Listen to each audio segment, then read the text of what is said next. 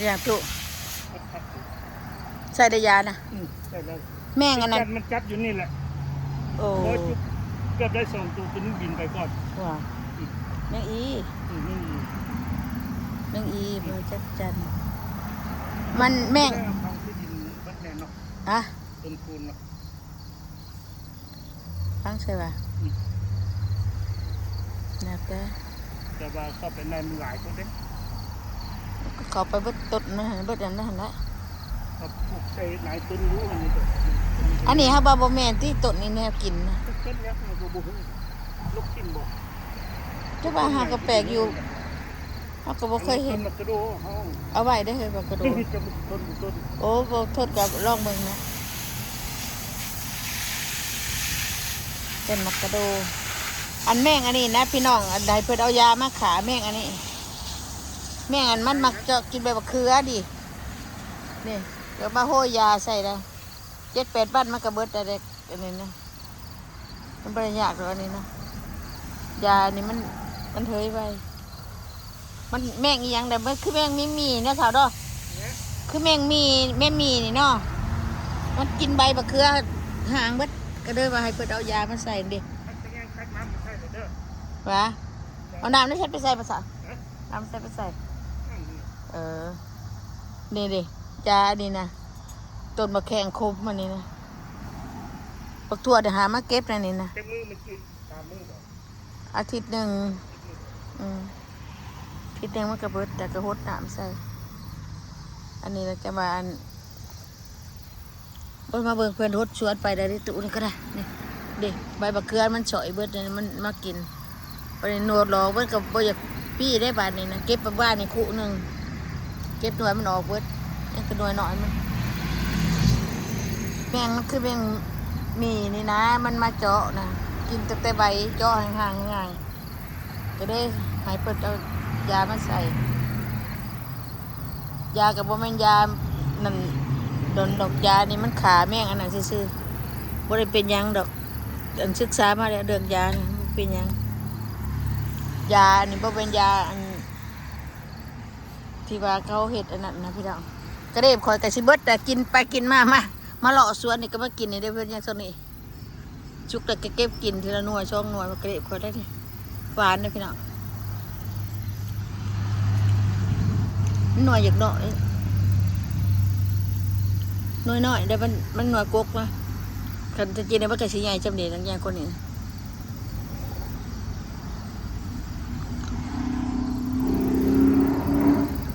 พี่นาจะเป็นได้อยู่แต่เอายังไม่ใช่อยู่มันมีแมงเจาะ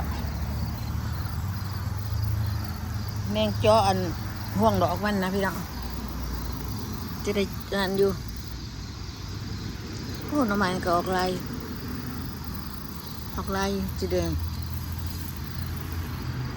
ก็เป็นหน่อไม้กันจนพลังบัวใจก็บ่ได้กินนะบักเขือเนี่ยมันมักบักเขือบักแข็งนี่มักขนาดอันใบอันแมงอันนี้น้อยๆนี่คือตัวหินนี่นะพี่น้องบ่ได้กินนะอันอื่นก็บ่กินนี่มากินแต่ใบบักเขือกับใบบักแข็ง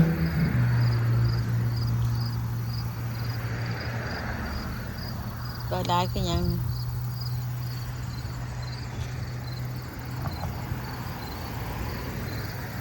ใครอยากกินบางไอ้โปมาเอาเด้อพี่น้องเด้อเมื่อคืนนี้มันลมแห้งมันกระลนเกือบสิเบิดบางไอ้โปนะพอดีกินได้ฮะนะขน้อยหันกินได้2 หน่วยละมันหล่นอยู่ป่านดินอยู่ฮะนะประดานปลูกบักได้ร้ายเลยนะบักได้โปหนูปลูกร้ายอีก2-3 ต้นพุ่นจากว่าปลูกคือกินกระบอกต้นเดียวเลยแต่ไอ้โปตัวนั้นมันเป็นไอ้โปเดืองเขาขนาดนี้หนีมรณภาพแล้วพี่น้องกระหุดน้ำมันนั้นคู่อันนั้นทั้งมันหัวขนาดคือปลาไปเลยปลามันตายเลยมันม่านนะเนี่ยมันม่านนะเด้นี่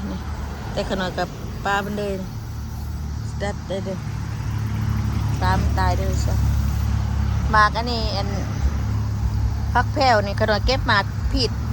ใช่นี่โดดมันผิดเปื่อยโดดพักแผ่วตายนี่บ่เข้ม มักใหม่มันเข้มจะมาขนอยแช่ไว้นี่อันนั้นเอาใส่ทั้งใบในพี่ดอกงันน้ำมักใหม่ได้เต็มอยู่หันนะก็ไปได้สิโฮดอันขนอยใส่แต่จอกน้อยๆแล้วก็ใส่น้ำขู่หนึ่งพุ่นจังโฮดเพื่อยังเพื่อมันเป็นงามยัยมันฝุ่นปุ๋ยมันน่ะมันเป็นนั่นเนี่ยเก็บปักใหม่นี่แล้วเก็บกองไว้เก็บตะกุไว้ข้างไว้ตบให้มันเปื่อยแล้วก็เอามาหยอดใส่พักใส่หมักใหม่ธรรมศาสตร์อันพักบัวนะขนมเด็กหยอดคนนึงเป็นหน่วยอยู่วะล่ะเด้เป็นยุ่นเด้หน่วยมันก็บ่อยากบ่ได้หรอกอยากอันหยอดมันกับหลอกขนมมากินดอกดอกพากมันนะดอกพากมันขนมมากได้นี่หน่วยก็ไล่ลายนี่หน่วยบวบขนมก็ไล่เยอะขนมอะไรเสียมันขึ้นต้นมันคนละไปน้ำเกลือตัวนี้ยังปลาเท้าอันนี้มันขึ้นต้นมันบักพั่มเด้อยอดนี่นะยอดบักบวบตัวนี้นะมันขึ้นต้นบักพั่มแล้วมันไหม้เลยปลาเท้าแล้วมันไหม้เด้อเนี่ยระวังด้วยโอ้จะเป็นห้องมวนมันจะใช่ล่ะ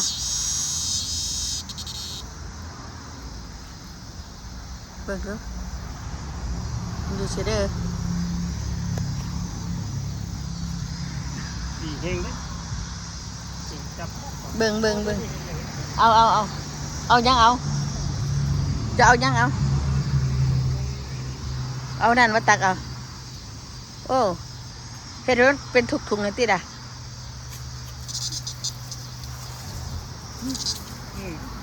โอ้ตูดิสลัดมันห่องเอาแล้วเลย โอ้ได้2ตัวนี่โอ้ตัวนี้ ตายคือกัน ตายไปนี่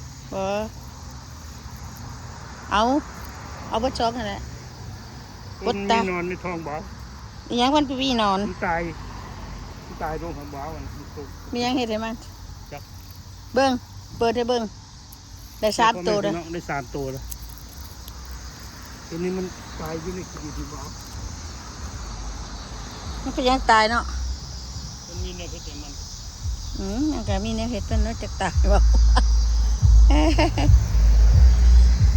โอ้ยอันคนขับรถเว้ยจะมันตึกตังเลยหยอดบักพักตำลิงข่อยงามพี่น้องเนี่ยเก็บบางมือว่าทิศแล้วนี่ที่ดีปงขึ้นมาแล้วฝนตกแล้วก็แหลดฝนตกแล้วก็แหลดมันก็ได้ปงออกมาหยอดบ้างใหญ่เลยนี่จะได้เก็บอีกแล้วนี่ไปแกมไปออมขนมมักเลย ได้3ตัวได้หน่อย 3 ตัวแล้วหยอดพักตำลิงงามขึ้นไปเนาะสาวเนาะอันนี้เท่าเอ้ยเอายังมาโคตรให้ข่อยแน่อันนี้ต้นในต้นล็อกแค่ข่อยนะเอาแป้งนัวบอกมาใส่ด้วยเอาไข่มาใส่ยายมันเป็นดอกนี่ก็ต้องเอาขี้ดินดำมาใส่มันโดดตายอันหยบไปเนาะมันเค็มขี้ดินดำก็ต้องใส่ลายโผล่นี่ดิ เอาดินดำใส่เนี่ยเข้ม ก็ไปใส่ลายโผล่โดดตักใส่หนึ่งไปมันจะบ่เค็มโคตรมันจืด เลยยอดบักมุก ยอดโคตรให้มันจืดเนี่ยให้มันจืดออกบัดใส่อันต้นขี้หูดอันนั้นต้นนั้นพักเดือดมันคือมันเป็นอีหยังอันนี้ผัดเป็นเนาะ เข้มกว่าเลย ชื่อได้ต้นบักใหญ่จกบวกเป็น เอา แบ แล้ว บ ยอดบักใหญ่เลย บัดนี้ใบกูดใบแห้งเขาโอ้ชื่อได้ขนาดปีหน้าจะมาจะ2-3ต้นก่อน ปลูกบ่ต้องใส่ที่ดินดำมันบ่ต้องใส่มันตาย หมักธรรมชาติเนาะ อืม เราจะปลูกธรรมชาติปีหน้าตกที่แน่เครือข้างๆนะพวกข่อยได้มาหดพักฝนตกแล้วพ่อแล้วบ่หดลายก็ได้แล้วพูดให้มาขึ้นเทิงผู้ใดพักตะมีก่อนผู้ใด น้ำหนาวมากกัน แล้วเขาในเฮือน พ่อแม่พี่น้องเขาไปสู่เป็นหมากครับหนาวมาหน่อยนึงก็ได้ ว่าสิตัดพักกระแยงอยู่มันมามื้อนี้มันนั่นแหละพูดไปพักตะมีก่อนขึ้นเทิงพวกจะขึ้นเป็นเทิงพวกว่าเขาจะเอาเขาในเฮือนเขาก็ต้องได้ตัด เอาแต่ตอมันเขาเลยไปตอดาวเขาได้เพราะว่ามันปลูกในขู่แล้วค่ะน่ะเป็นบ่ขู่นะตัดก็เลยเอาเขาในเฮือนผักตะเบียงเขาก็เรียกนั่นเด้โอ้ยผักอีเด็ดก็กระเจาะอันบ่พี่น้อง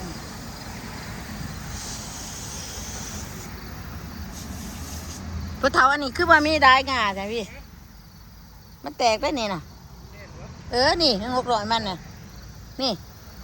พี่กกหน่อยมันออกมาจังสิหากมันห่างมันพักอีเด็ดพี่น้องใบวักใหญ่ๆเลยเป็นนางเป็นนาง แตกออกเลยเนาะ กุ๊กปิดนั่นปิดเปลือกเลย กุ๊กอย่าง กระทิงบีกระทิง ดีจะทิ้ง ตัดเอาล่ำมันใบอยู่ไปต้มกิน มันขมเลยพ่อแม่พี่น้อง ดีบาบานพระเท่าจะหูว่าพักกระโดนเขาออกละ เอาละ ได้ป้าเบิ่งแม่พักกระโดนโขก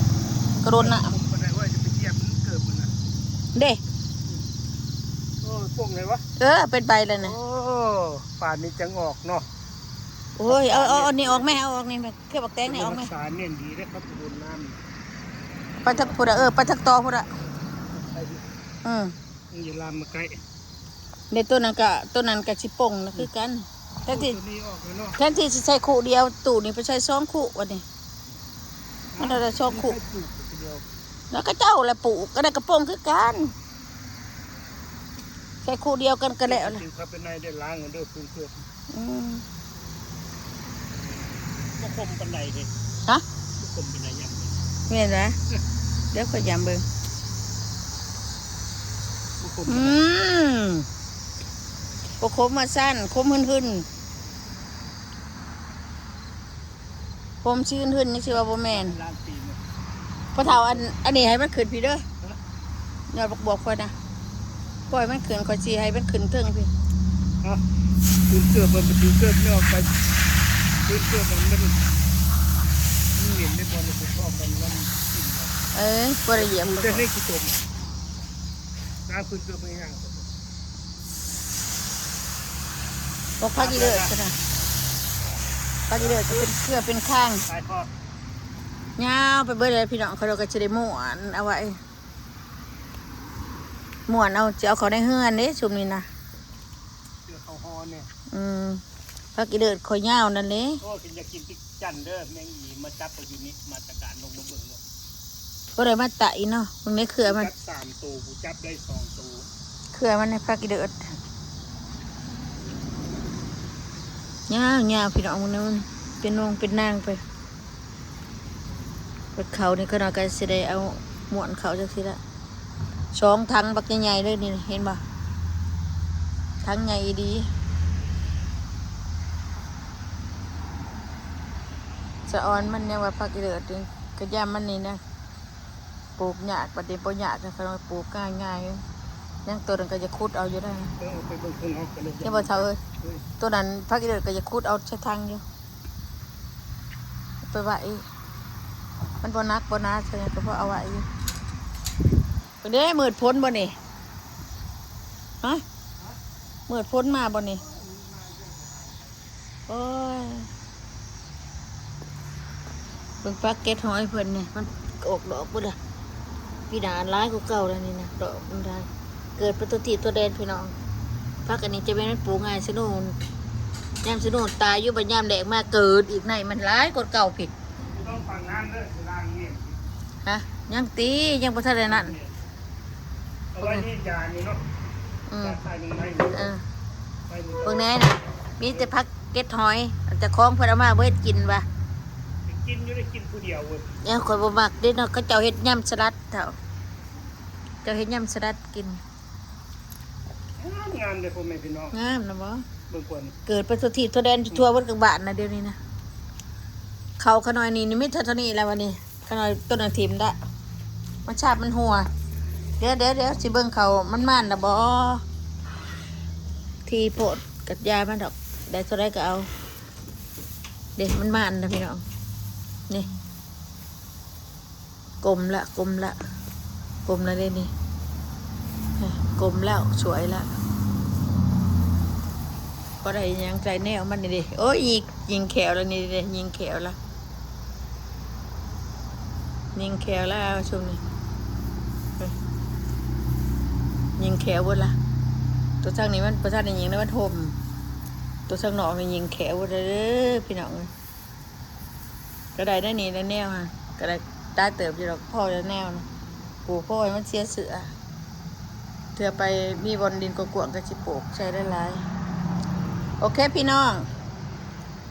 อยู่ดีมีแห้งพี่น้องเด้อบนเวียนอยู่ในสวนนี่แหละกระดอยกันดิเอาโศกหมานลำด้วยพี่น้องเบิ่งเขาน้ำกันเอาบาย